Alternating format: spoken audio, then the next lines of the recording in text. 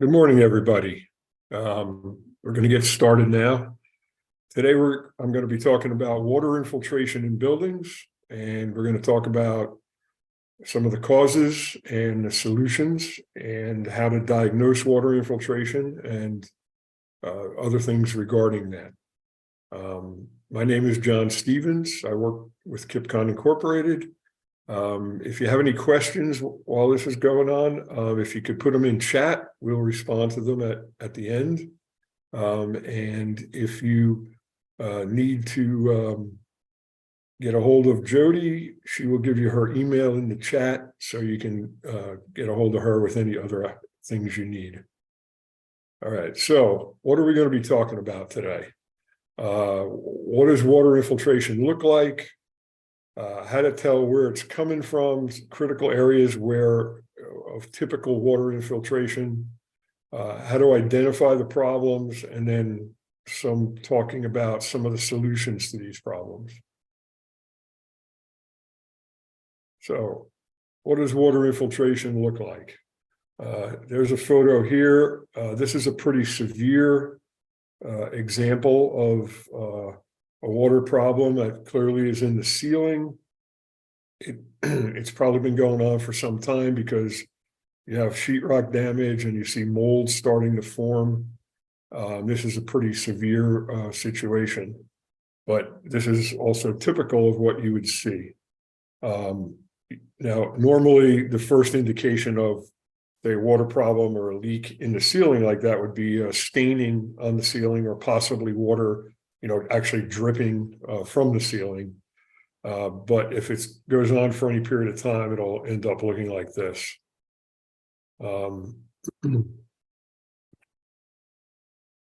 Sometimes the water is severe enough to cause the sheetrock to collapse out of the ceiling. Clearly, this is a pretty severe problem, and obviously, for the most part, leaks and water infiltration are the result of some problem on the outside of the building that's allowing water to get in. It's not always the case, but the vast majority of times it is. And as the slide says, on the way in, damage to exterior components can occur. This is a bay window, the framing on the bay window on the outside of the building, but as the water penetration occurred, it damaged the components on the outside. And actually, as I'll talk about a little later, in a lot of cases, the damage doesn't even present itself on the inside of the building, and it's confined to the outside, which makes it much more difficult to spot early on and to mitigate early on. And the result of that is usually that the damage becomes quite severe before it starts showing up on the inside of the building. And there's some specific instances that I'll talk about as the presentation goes along. But this is damage that can occur. The wood is damaged here, and this would require a pretty extensive reconstruction. Here's another photo of damage to, again, a bay window, exterior components. And this is not uncommon when you have water infiltration issues. Another example, this one, as you can see on the left side of the photo, is covered with stone veneer, and that is a particularly problematic material, which I'll talk in more detail later on in the presentation. So, where does the water come from? Well, there's a lot of different areas on a building where water can penetrate and get into the interior. The roof being a very common area for water problems, but the facade is also quite common around windows, doors, and again, through problematic materials such as stone veneer.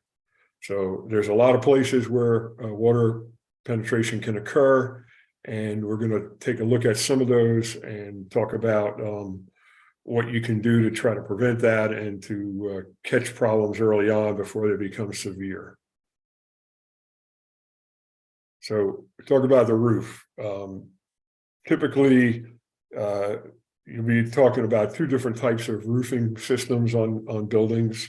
This photo here shows a low slope or flat roof. This one happens to be a membrane roof that's ballasted with gravel.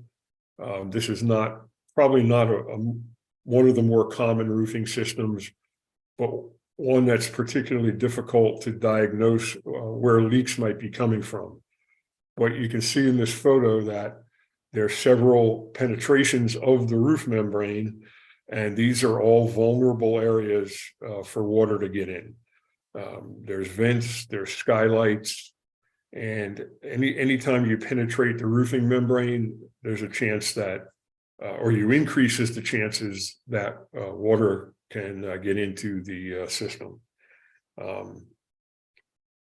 There's another example of a low slope roof. There's a drain there, a scupper drain in the center of that photo, but you can also see that water ponds next to the drain doesn't actually completely get drained out of the drain, and that can end up being a problem as well. But again, you'll see off to the left, there's a plumbing vent penetration. That's a vulnerable area. And the flashing, wherever the roof meets a wall or another component, those are vulnerable areas. At the base of the wall there, the flashing is critical in order to keep water from penetrating down at that juncture.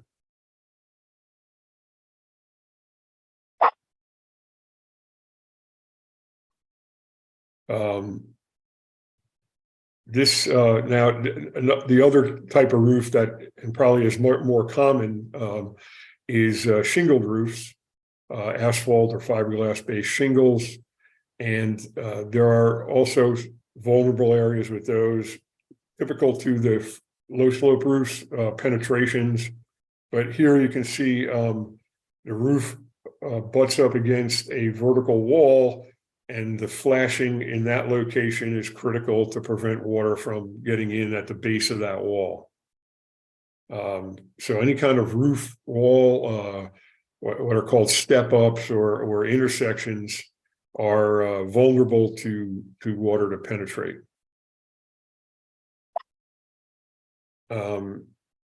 Here's an area of a skylight, and again, that's again, you're penetrating the roof deck, and the flashing of the skylight is very critical to keep water out.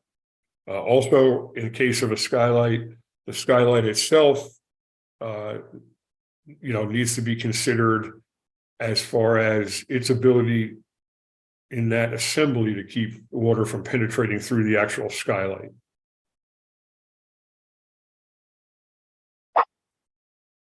And again, here's penetrations, plumbing vents, any kind of roof vents. There's a plumbing vent in the foreground and a closed dryer vent or a bathroom exhaust vent in the background there. Those can allow water, the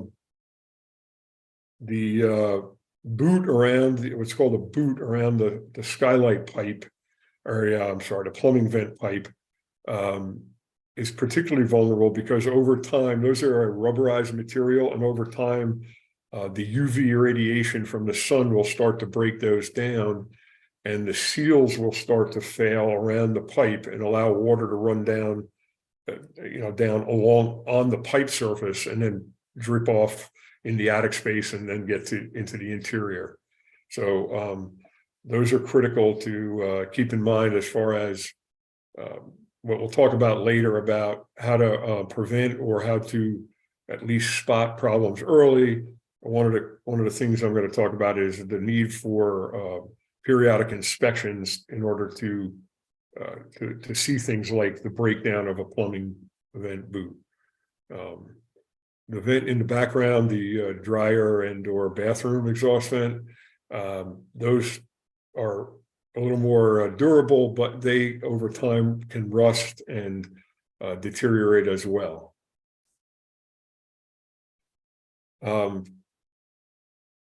Another critical area on a roof is where the roof surface intersects a sidewall.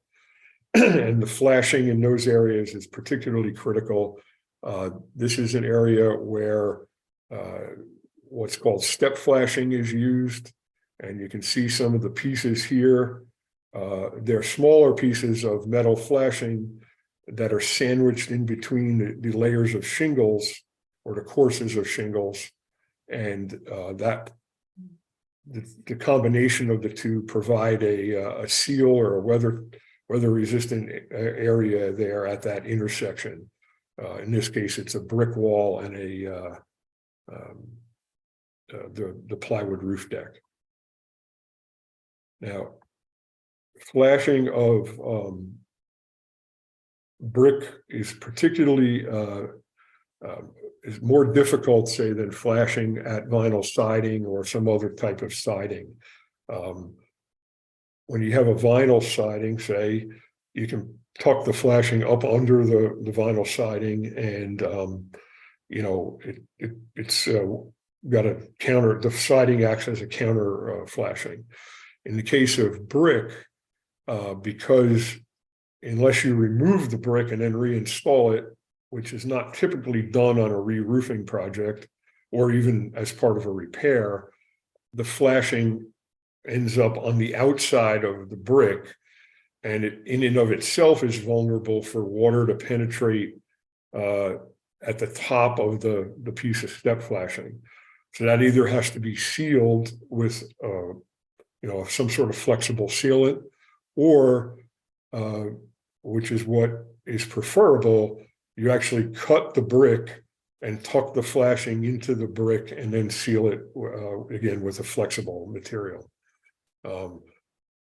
That is a more difficult way to install, a more expensive way of installation, and so the brick walls present a little bit more of a challenge than other types of cladding or facade materials.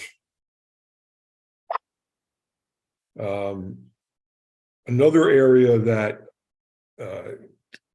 is is vulnerable to allowing water to penetrate inside, like a sidewall, is where a roof ends against the sidewall but short of the edge of the wall. And what happens is, unless you put a piece of flashing in, like the one pictured here, which is called kick-out flashing, the water, any kind of rainwater or runoff coming down the roof will have a tendency to soak the sidewall there. In this case, it's stucco, and then eventually penetrate to the inside. So this piece of flashing shown in the picture will actually divert any water running down next to the sidewall back into the gutter, which is seen in the lower part of the picture, and then be able to be properly drained down to the ground. So when you have this condition, it's very critical to use kick-out flashing. This was not very common, in the past, but it now is required in the building code that you use kick-out flashing, and it prevents a lot of issues with water soaking the wall below that roof and eventually causing damage or leaks.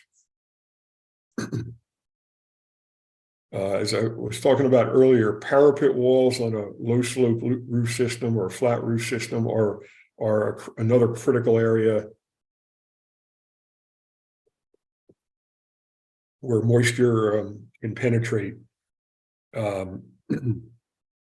Depending on how the roof membrane is installed and the type of flashing system they use at the top of the parapet wall, that can be a pretty wide open area to let water in. As you can see in this photo, this is an older roof. They used a stone coping on top of the parapet wall. You can see the joint between these two pieces of stone is wide open.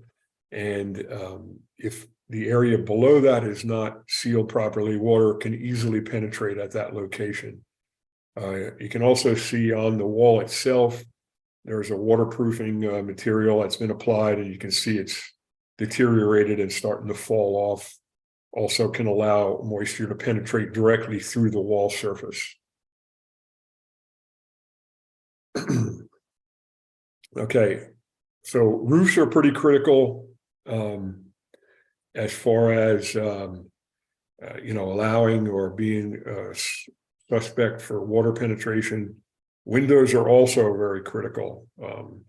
Again, it's an opening in the wall facade, and unless properly installed and flashed, very vulnerable to allowing water entry. Typically, you would want a window, or let me step back. Typical windows today used in residential construction are flanged windows. So when they're putting new windows into new construction, the window units have a flange on them that will sit on the outside of the plywood sheathing, and that's how it's attached to the building facade. And then that can be sealed with various membrane type sealants. Tyvek makes them, a lot of manufacturers, Vicor, a lot of manufacturers make them. They're essentially flexible membranes that have adhesive on them, and you adhere them down over the flange, and that seals off the side of the window and is a good preventer for water, keeping water out. If you have other types of windows that are not flanged, and this window here looks to be that type, you're relying then on flexible sealants or caulks in large part to keep the water out. So it's critical that those be applied properly, and also be checked on a regular basis to make sure that they're not deteriorated, as is the case in this photo, and are still performing the way they should in order to help keep the water out and the window intact. So this is a very critical area. There's a lot of improper installations of windows, and this is an area where we see a lot of water penetration just generally at various projects. When water does penetrate,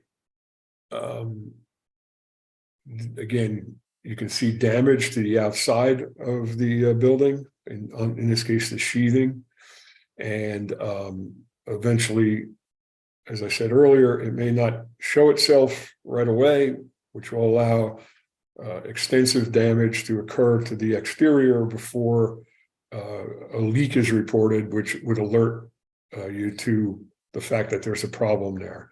If water, if a leak's reported, then usually the problem is trouble. You troubleshoot the problem, and a solution is reached. Repairs performed, and the leak stops, and the damage is minimal. In the case of leaks that don't present themselves on the interior, they can go for a long time without really being discovered, and at that point, then you can get severe damage to the exterior building components and the framing before you know there even is a problem. Materials, cladding materials. Now, this is a product that's called EFIS. It's an exterior insulated finish system. You can see it looks like stucco, but it's got a foam board behind it, a very thin layer of stucco material, and over the top of that foam board. And those tend to, if they're not properly installed and properly drained, they tend to trap water. But again, you don't see the leak, you don't see the water damage until it becomes quite severe. So this is one material that's somewhat problematic if it's not properly installed, and I'll touch on some others as we go along. In this photo, you can see, as I talked about, any kind of penetration of the building. The building envelope is a source for potential leakage.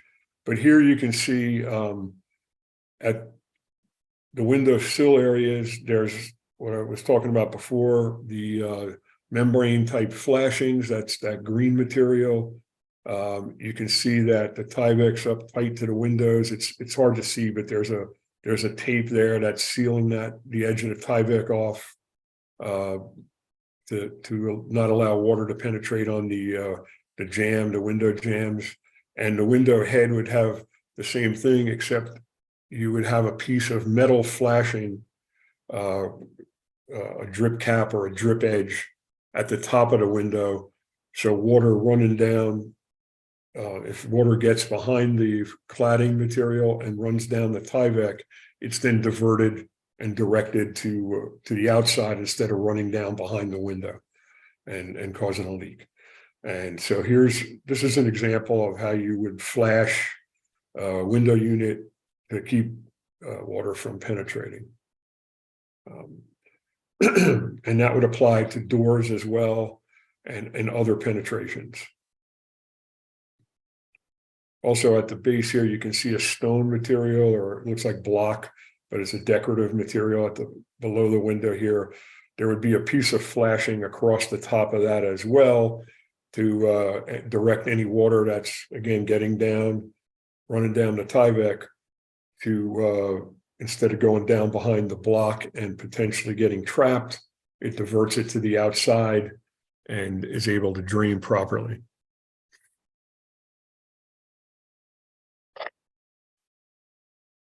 All right. When you have exterior trim, that can also be problematic. Trim in this case, it's a balcony, unless it's properly flashed. Again, here you would want a drip cap over the top of that material to direct water out in front of it instead of behind it. You can see that the area on the short side of that balcony where the trim's been taken off is deteriorated. The dark color is indicative of rotted wood.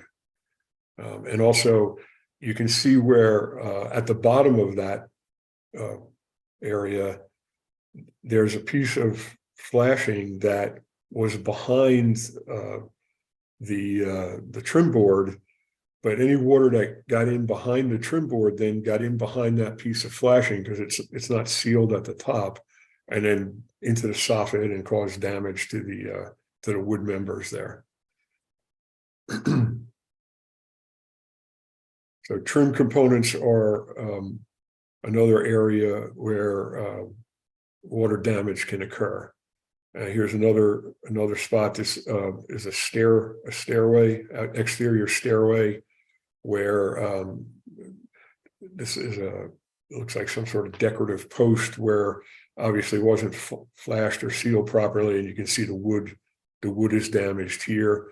Exterior stairs are another critical area. They need to be inspected and made sure that if components are starting to deteriorate, that they're replaced, and then when they are replaced, there's proper flashings and sealing done to prevent a reoccurrence of the issue.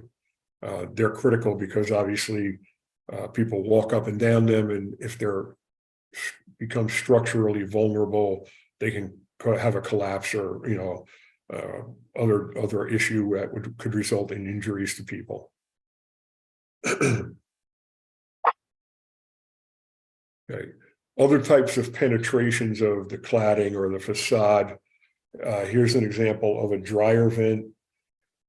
You can see that this is penetrating. It's either a stucco or an ephes material, and you can see that it's been heavily caulked or sealed around the outside. Now that's not the proper way to install a vent like this in this material. There's an installation part that would be used so it could be properly flashed, and then the vent fits into that, and that keeps the water from penetrating. In this case, the sealant will accomplish the same thing, but the sealant will break down much more quickly, and you'll either have to keep resealing this fairly regularly, or you'll end up with leaks as the sealant breaks down. So the proper way to do something like this through stucco, stone veneer, brick is with an installation block that is designed to penetrate the material, provide proper flashing, and allow the vent or other penetration to be put in properly. All right, we're going to talk now about some different facade materials that present various issues with water penetration. First would be brick. So brick veneer, if it's installed properly, is the least vulnerable of these various cladding materials. Brick veneer is installed not tight to the wall. There's a small cavity left behind it as part of the installation, and the intent of that leaving that cavity is to allow moisture. First thing to keep in mind is brick, stucco, stone veneer are not watertight materials. Water penetrates through them. In the case of brick, mostly through the mortar joints, but the brick itself is not a watertight material. It's porous material, and water can penetrate. So brick is designed in a way that you leave a cavity behind it. Any moisture that penetrates through the veneer goes into that cavity, drains down behind the brick, and then at the base of the brick wall would be what are called weep holes, which are openings in the wall, in the facade, that are left purposely to allow water to drain out at the bottom of a brick wall. There's also what's called, in order to facilitate that, at the base of the wall, there's also what's called through wall flashing. So water reaches the bottom of the wall, there's a piece of flashing, penetrates the wall, and directs the water to the weep holes and allows it to vent or drain out of the brick. So when it's installed properly, brick is a pretty reliable facade material. Not too many issues with it. However, when it's not installed properly, there can be quite a few issues. And one of the things that is an issue with brick is with the weep holes. If the weep holes become clogged, and obviously then water can't drain out of the wall, it gets trapped behind it, and it can start causing damage to the building structure.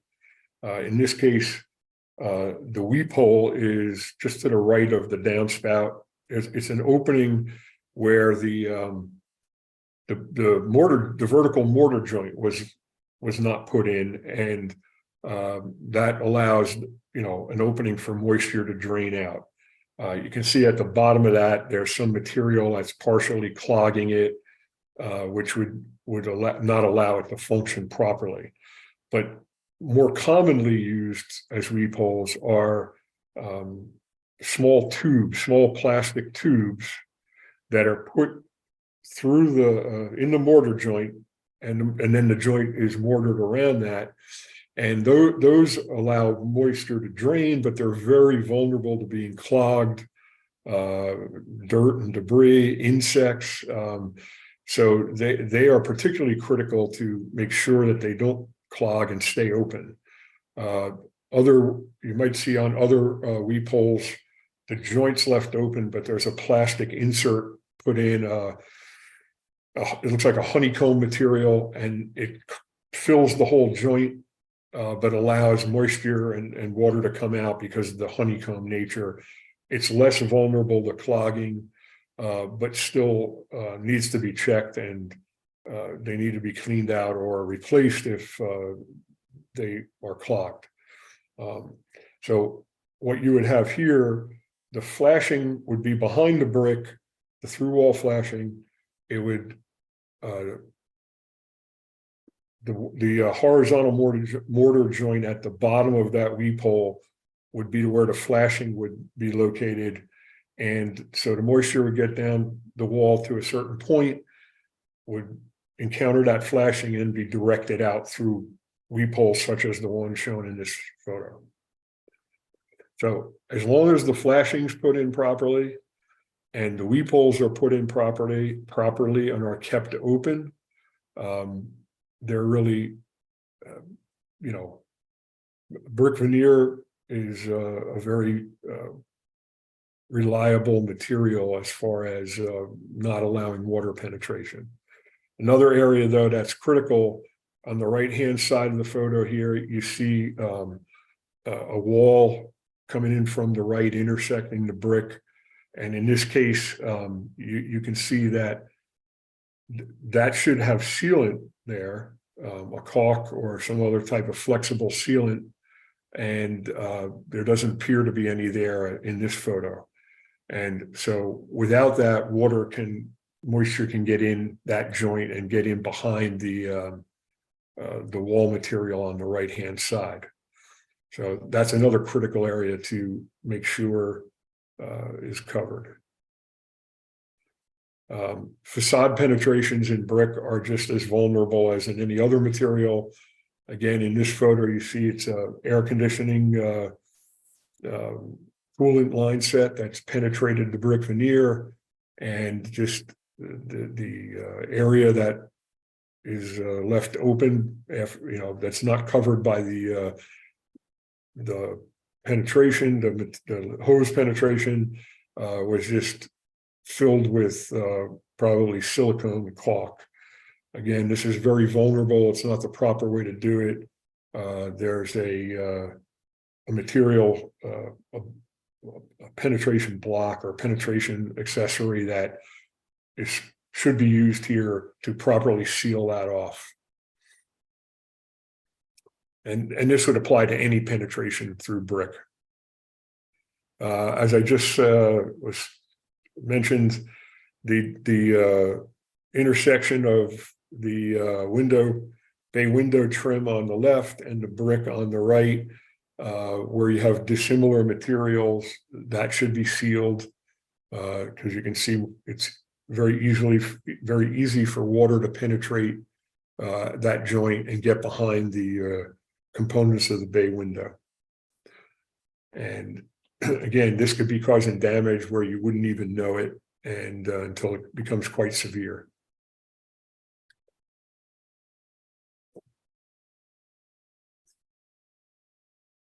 So another area, and there's been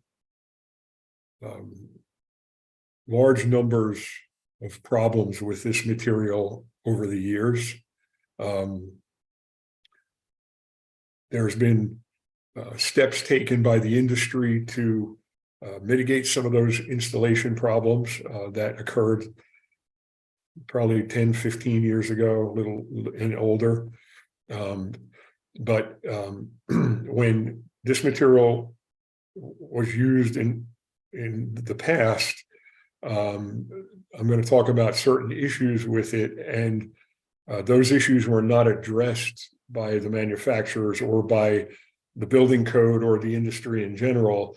And so even material, stone veneer that was properly installed, and if you have buildings that are, certainly anything more than, 15 years ago, 10 to 15 years ago, anything that age or older is probably not,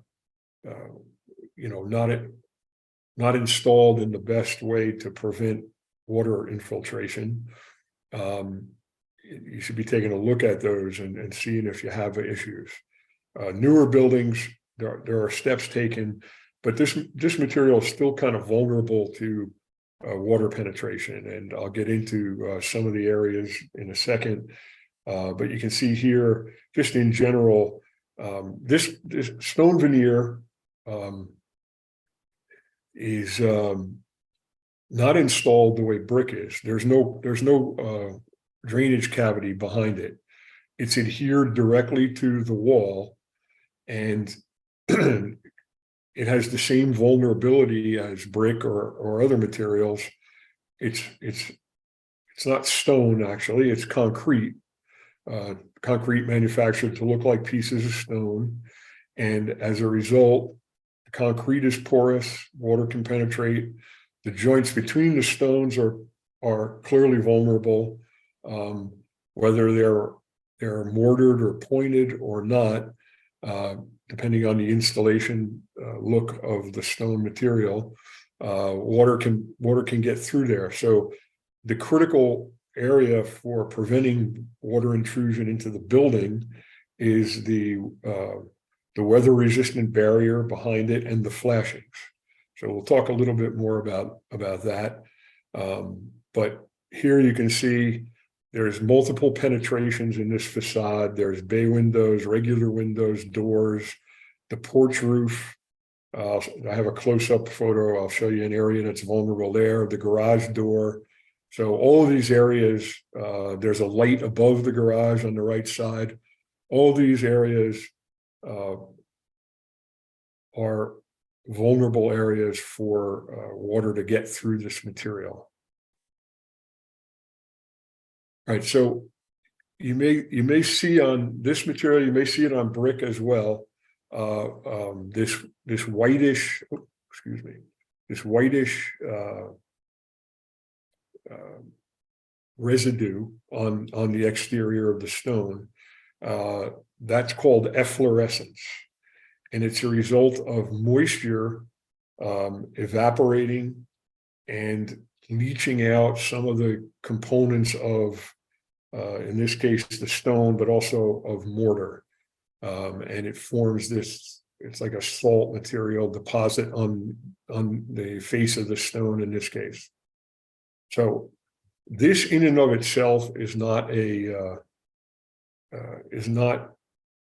defect. However, it's indicative of moisture penetration behind the material and moisture that, you know, stays there and evaporates or drains slowly to allow this to form. So whenever you see this, it always should make you think about, as an example, this is occurring next to the garage door, but not on the other side of this wall. So there's what's going on here that's allowing additional moisture to penetrate, and what do I need to do to correct that, and also examine if there's any damage there to the building facade behind the stone.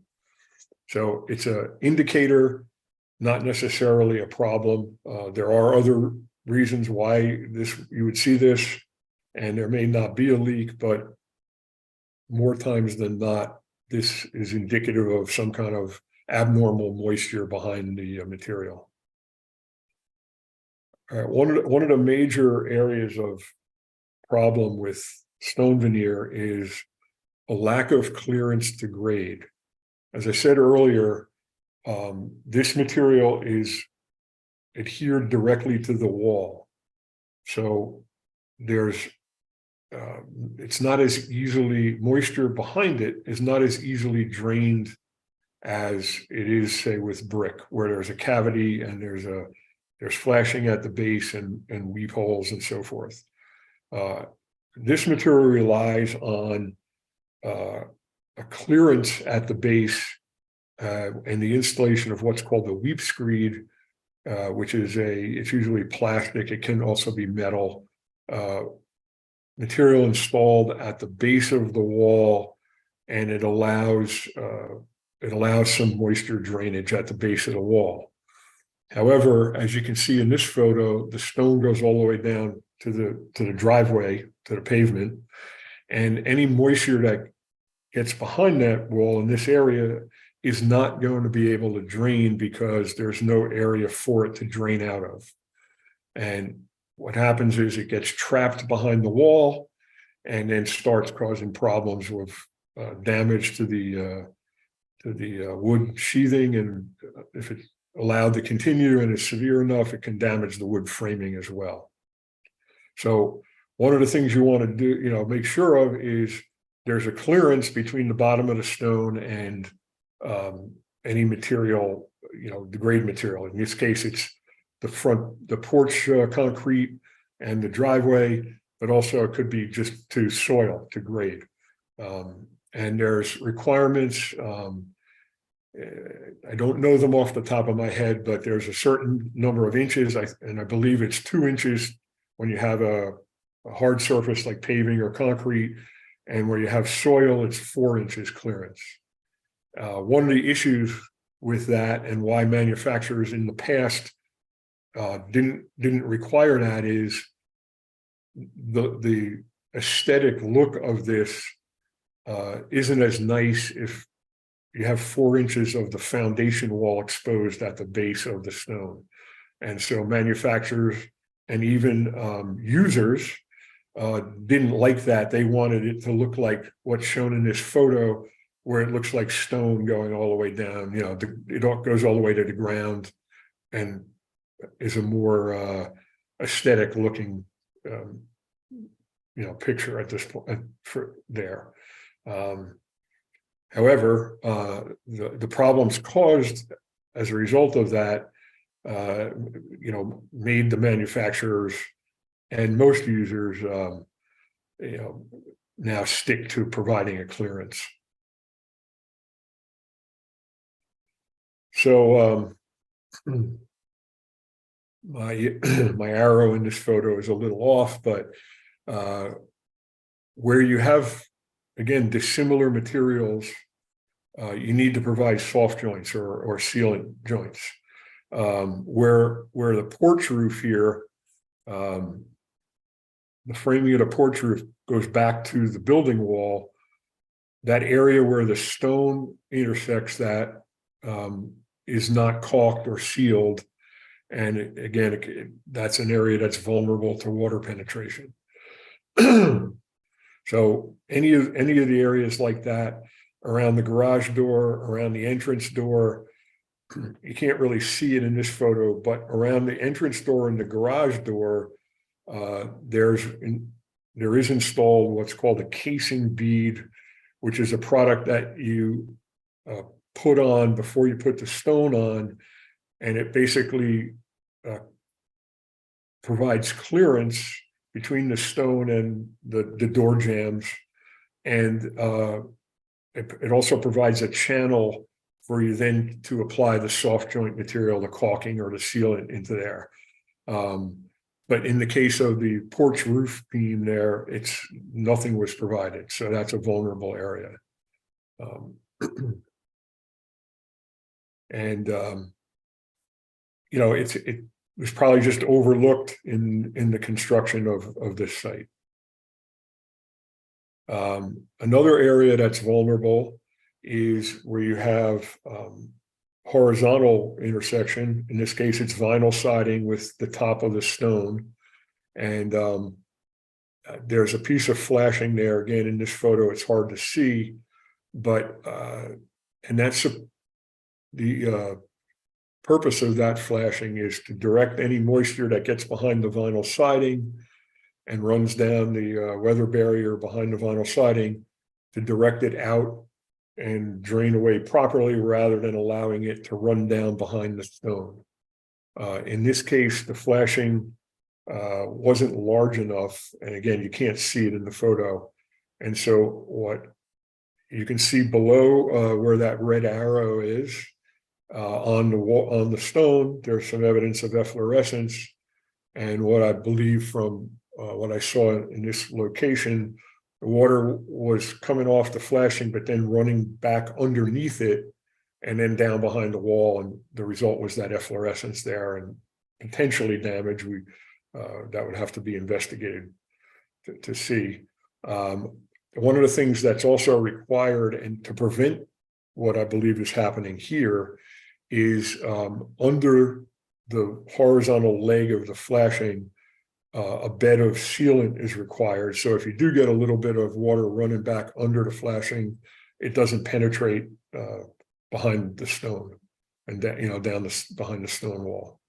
At the bottom of the stone, though, in this photo, you can see in this case, clearance was provided, and you might see what I was talking about as far as aesthetics.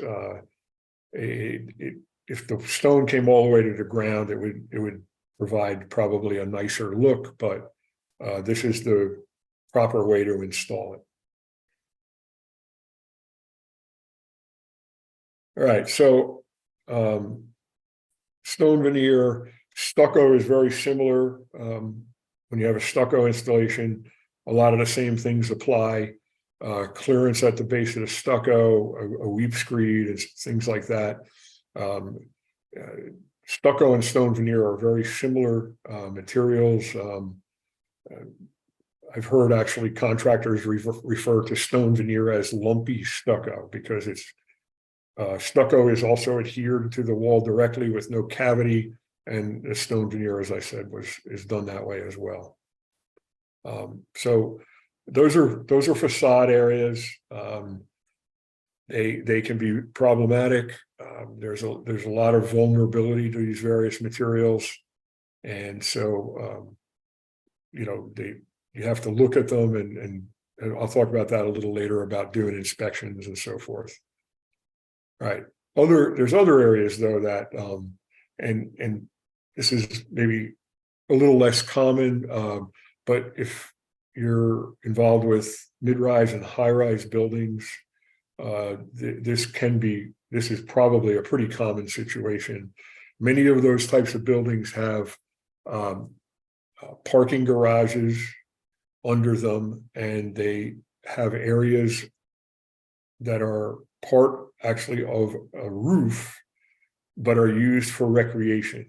In this case, you can see just in the extreme left side of the photo, there's a pool here and an area of lawn and vegetation. And this is essentially the roof of the parking garage of this building. So on a typical, this would be, if this wasn't covered with vegetation and the pool, it would be a typical low slope, flat roof, membrane, built up roof, whatever the material, exposed, you would flash it at the parapets, you would, drain it and so forth. But here now, there's quite a few additional challenges to this, the way this is used. You got soil and vegetation growing on top of it. You have a pool that penetrates it. So there's the potential areas of water infiltration have increased dramatically between this type of use and a use of just a plain roof. So some of the issues here, obviously, the soil and vegetation and the constant presence of moisture can deteriorate the roofing waterproof membrane that's underneath this. This is very difficult to diagnose when there is leaks because you can't see the top of it. And in this case, there's vegetation, there's soil, there's pavers, there's a pool, and all of that presents challenges in trying to figure out, if you get a leak, where's the leak coming from? So these areas they have quite a bit of challenge and really need to be kept on top of as far as inspection and maintenance and so forth.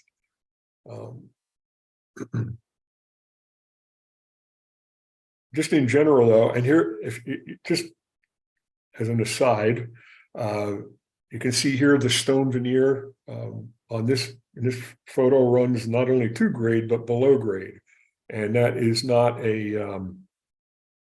that makes it very vulnerable to moisture problems. So you can also get water issues from the building perimeter at grade.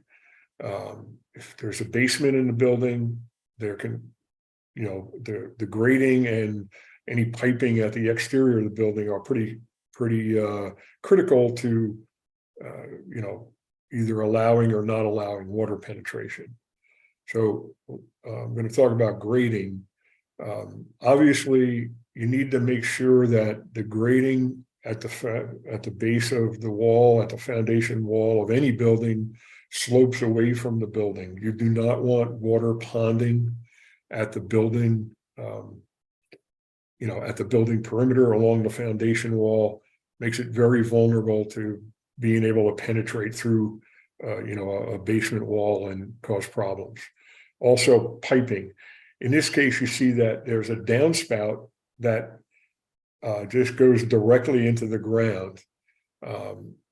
This, just from looking at this, you can't tell if that's connected to anything or just goes into the ground and the water coming out of that downspout just goes into the soil. In any case, that is not the proper way to do this. If it's connected to a drain leader pipe, that should be above grade with a fitting and an ability to, you know, like a clean out to allow maintenance of the leader pipe, the underground part, in case it gets clogged or something. You have the ability to go in and you know, clear it out. So this is wrong, but it's not uncommon to see downspouts piped underground, just done properly. But that's all critical because anytime you're dumping moisture next to a foundation, it's potential for a problem. So the key is you want to move moisture away from the foundation, and either with grading or with piping, or if the downspouts stop at grade, proper dispersal of the discharge from them away from the building. And obviously, you know, if you have basement areas, water penetration is pretty common. It's also can be very problematic and very costly to correct. Typically, there's no real cheap and easy solution to basement water penetration problems.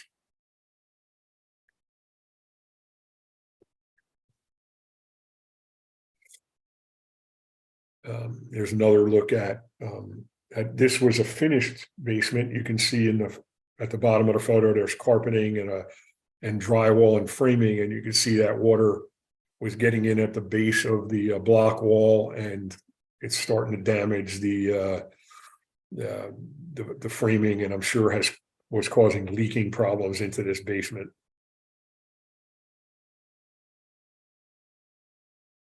Okay.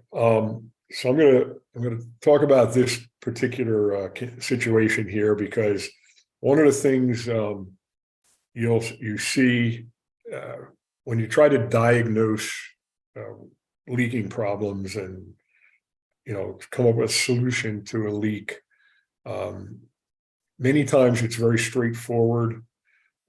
There's a leak over the top of a door. You go outside and look, and you see there's no flashing, or the flashing is damaged or improper, or something pretty obvious. But in some cases, it's something that's not obvious at all, and it takes a long time and a number of tries at trying to find a solution to the problem. I was called in to look at this front door, and they were having leaks around this front door. So this case, it was a fairly new house. The builder was still on the property. So after trying various ways of sealing the door or whatever, the builder actually replaced the entire front door. So the front door in this photo is brand new. I think it had been installed about a month before I came to inspect this. And of course, they installed a new front door and did not stop the leaking problem. So we came and we looked at this. We took things apart. We did water testing, probably made 4 or 5 inspections, recommended various things, took the lights off, reinstalled the lights, put a clear waterproofing sealant on the brick itself, um, various sealants around the door, above the door, the window above the door, and nothing stopped the leak. And we finally discovered that the water was coming in at the base of the two side lights of the front door, even though the door was brand new, that it had a manufacturing defect that allowed water to penetrate there. So the point of this is, when somebody, if you have a leak and you have someone come to look at it and try to fix it, and it doesn't happen on the first try, maybe even the second try, it's because water penetration can be very difficult to find and tricky. I had another project or inspection where the water was dripping out of the living room ceiling 10 feet from or 8 feet from the outside wall. And, we thought it had to be a pipe leak or something on the interior. And it turns out that it was coming from the exterior. The water was running along the top of the floor joist. And then it got 8 feet inside the room and dripped off onto the ceiling. So water is tricky and not always easy to find, but it's also something where it's not always from a leak or from a rain. Condensation can appear to be a leak, and so you have to, depending on the situation, you have to understand that sometimes it's not coming from rain, but a condensation situation. So what condensation will form, particularly in attic spaces, when in the winter, mostly when the outside air is cold and the attic temperature is warmer, and so moisture condenses on various surfaces in the attic space. It can appear to be a leak, but one thing that will separate it from a leak caused by rain is that it would not necessarily be linked to rainfall, that it could occur even when it's not raining. And then if you see the water still dripping when it's not raining, then it's not from rain, it's probably condensation. And typically where you have attics that are not ventilated properly, you can get condensation buildup. And here you can see that the insulation in this attic is jammed up into the out at the soffit, where there's vents on the outside to allow air to come into the attic space and vent it. But because the insulation is jammed in there, it's not able to get through, and so there's no good ventilation in the attic, in this particular attic. And you can see that the sheathing is water, is damp looking. The material there in the foreground is you can see it's wet, and eventually this will start dripping down into the through the ceiling below. Also, John, before you, it's almost 10:30, so I just want to make sure we answer some questions that we have, just in case anybody has to drop off. So there was a couple of questions on the weep holes. Okay. Is there preventive maintenance for the weep holes? And obviously bugs can be an issue with that. Can it become a severe problem, or? Well, yeah, the main news for the weep holes is to just inspect them periodically, and if they're clogged, clean them out. And the weeps that are the small tubes, you could just put a screwdriver or something into them to just push the clog, whatever's clogging them, back into the wall cavity, because that won't cause a problem. If the weeps are where the joints are just left open, they're easy to clean out. But yeah, it's just a matter of looking at them and cleaning whatever's in there out. The ones that have the honeycomb insert, they don't typically get clogged easily, but if they do, it's probably easier to just have somebody pull the insert out and put a new one in than it is to try to clean them. Or you can pull the insert out and clean it and then put it back in. Either way, but they're relatively easy to clean. The problem is that they're all over the building, and somebody has to walk around and look at each one to make sure that they're not clogged. And you know, having said that, if there's an occasional one that's clogged, it's probably not going to cause a problem. But I've seen, you know, buildings where the whole on a wall, one facade, you know, one section of the wall, the whole thing is, the weeps are clogged, and that's going to start trapping water behind it. They're normally put in about every 2 feet apart. So as I said, if you got one clogged, the ones adjacent to it are open, that shouldn't be an issue. But if a whole section of them is clogged, then you can start trapping moisture. So the only way to do it is to go around, look at them and clean them. Okay. And the other question was about the effervescence occurring. Should the brick be waterproof? The brick is not waterproof. It's a porous material. It will absorb moisture, and the mortar joints around the bricks are clearly not waterproof.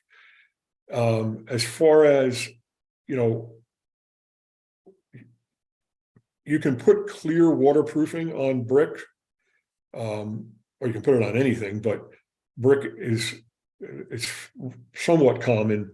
The problem with that is it's a silicone material, lasts about 5 years. So if you do it, then in 5 years, you're doing it again. And down the road, you're doing it every 5 years. If you have widespread problems, that might be an answer. Localized problems, the solution is to investigate why is that efflorescence occurring in that location and correct whatever the cause of it is. If it's, you know, lack of caulking, improper caulking, lack of flashing, something like that, that's the way to fix something like that. Okay, great. That was all the questions. I just wanted to reiterate to everybody that if you need a CEU certificate, you know, just email me. My email address is in the chat, and feel free to continue watching. I just wanted to, because the hour is up, I don't know how many people need to drop off or. The advertisement said I had until 10:45. Okay, I'm sorry, I'm wrong. No, it's cool, but I'll finish up pretty quick too. We're almost at the end. Yeah, that's. I would have talked faster if I knew I only had till 10:30. So the other area you can get issues is through wall HVAC units. These are pretty common in mid-rise and high-rise buildings. It could be something as simple as the unit's not sloped, so the water drains out, you know, or there's a clog in the weep hole, the drain holes in the pan of the unit. So this is another thing to consider as far as what's actually caused by condensation rather than rain. Cathedral ceiling is the same thing. It's if they're not ventilated properly, they can allow condensation to occur. Some unanticipated sources of moisture. Overflows from toilets, water heaters, washing machines. Washing machines in particular can cause a lot of damage when their water, not overflows, but the water lines break. And you should tell your residents that they should not use rubber water lines for the washing machine. They should use stainless steel because if the rubber hoses break down, and if one of those starts to leak, it can allow a large volume of water to get into the unit very quickly. So that's something in particular that you should be aware of. You know, sinks overflowing, toilets overflowing, they're not usually an ongoing issue or widespread issue, and there's not much you can do to prevent things like that. They're just accidents that occur, bathtubs, etc. Water heaters, though, people should understand that they should check the water heater at the end. Water heaters typically are, they have a 10-year warranty, 8-year, whatever they are. When you're nearing the end of that, you should start to realize that you may start getting a leak out of that water heater as it's getting to the end of its useful life, and just maybe check on it more frequently than you otherwise would. But yeah, the washing machine hoses are an area that should definitely be, residents should be told that they should be using stainless steel.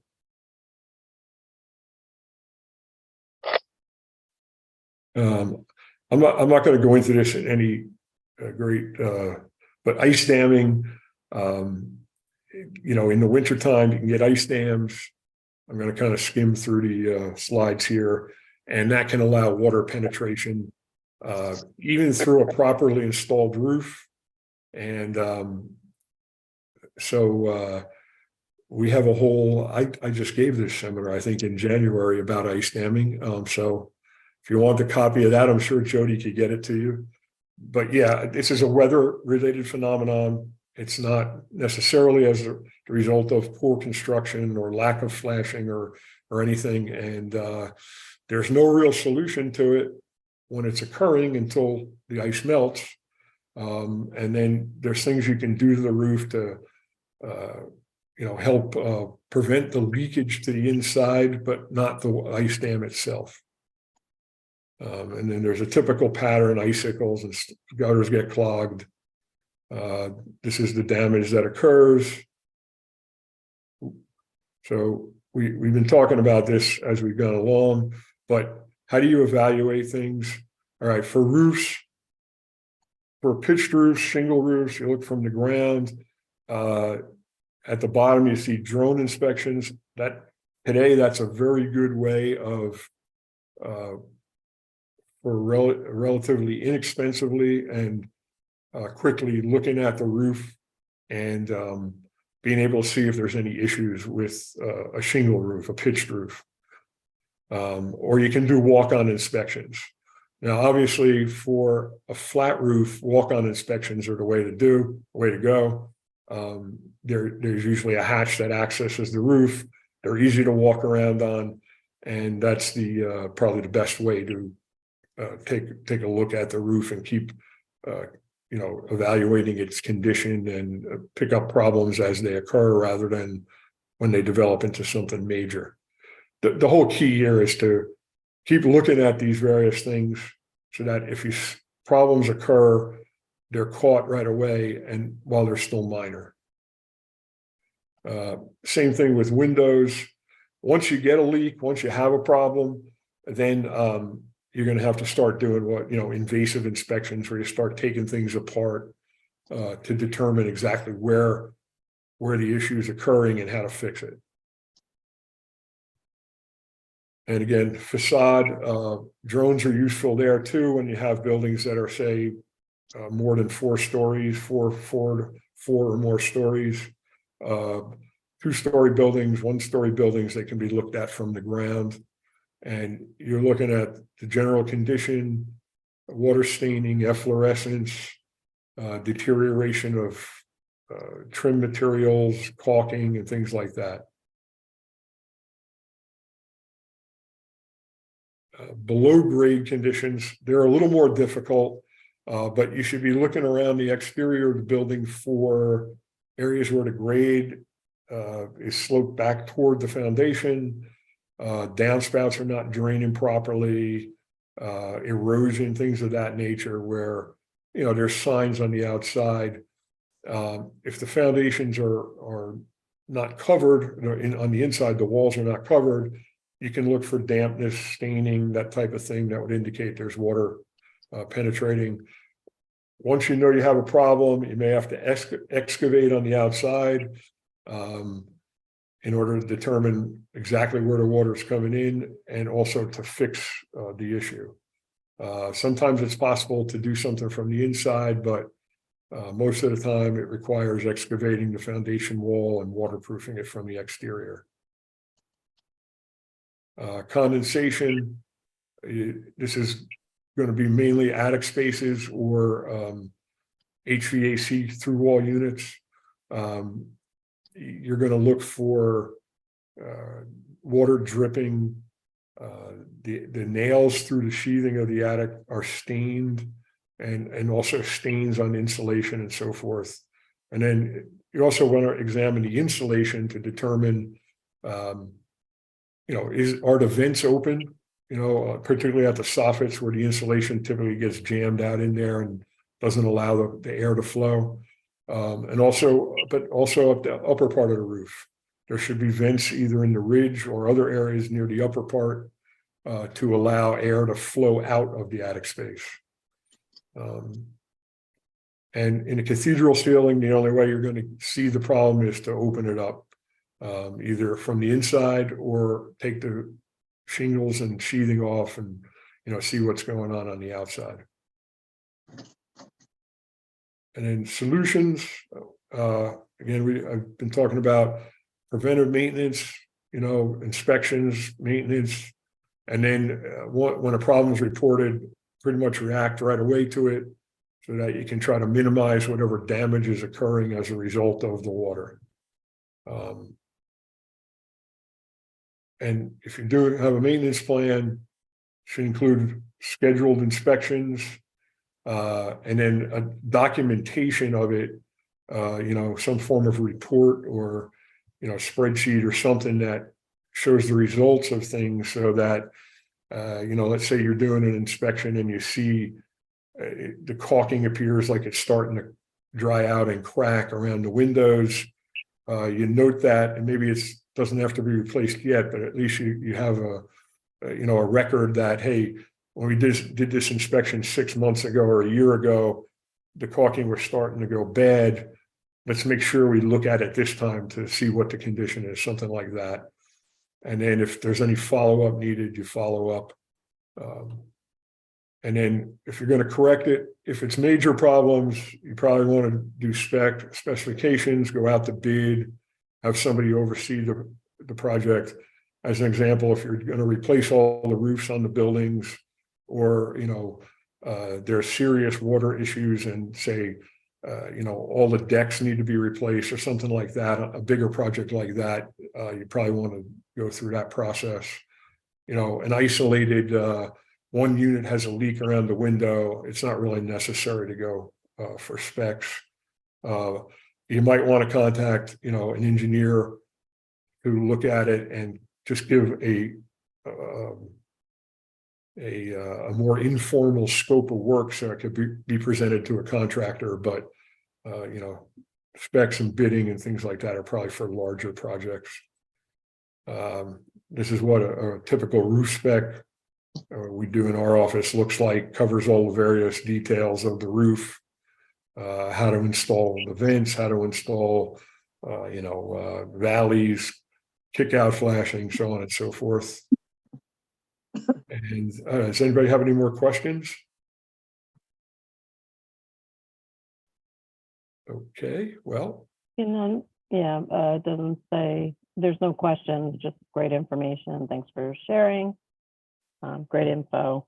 Just getting some comments. You guys, if anybody has a question, you're welcome to unmute yourself and ask John a question. Hey, John, Terry Vigiano, how are you? Hey, Terry, how are you? Very well. My question is, I have a portico out in front of my clubhouse. Columns come down and sit on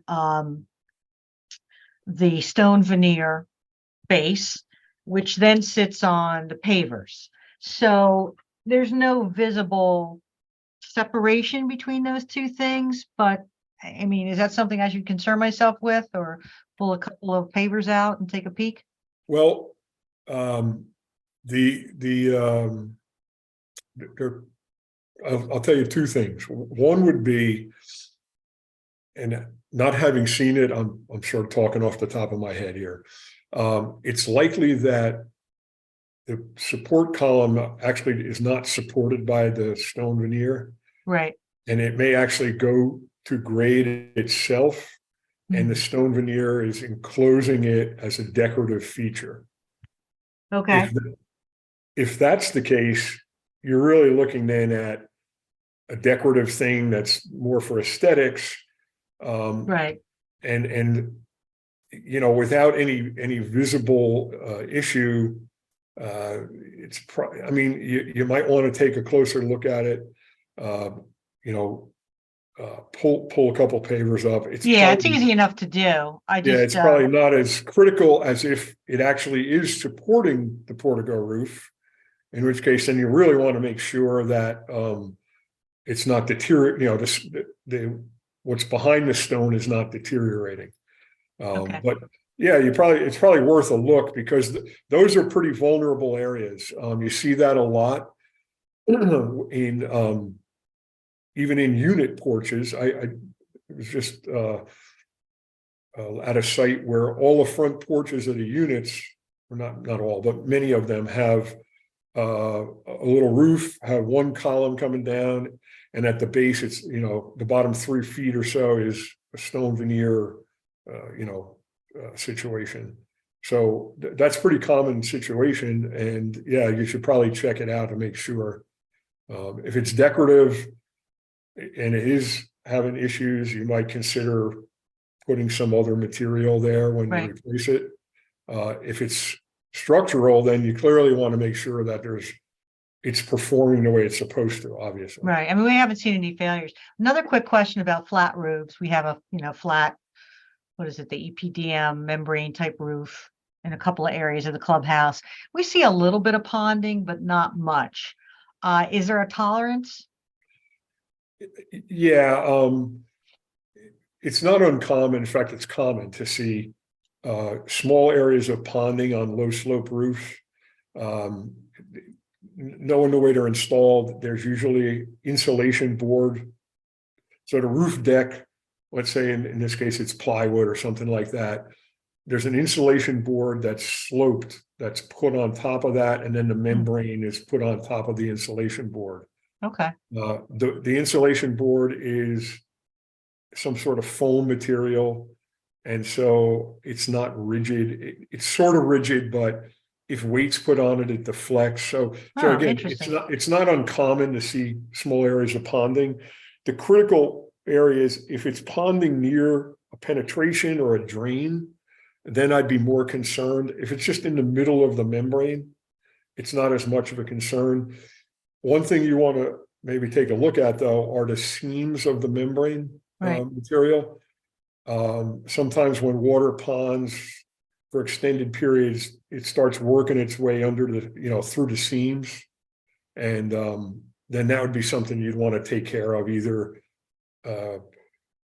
probably try to take a section of the roof up, repitch it a little bit, and then replace it. Right. Or just make sure the seam is tight. If the seam's starting to open up, just reseal it. Just seal those. Okay, thank you. Yep. Okay. Anything else? No. All right. Thank you very much, everybody. And it was good speaking today, and have a good day. Take care, Good John. job, John. Take care.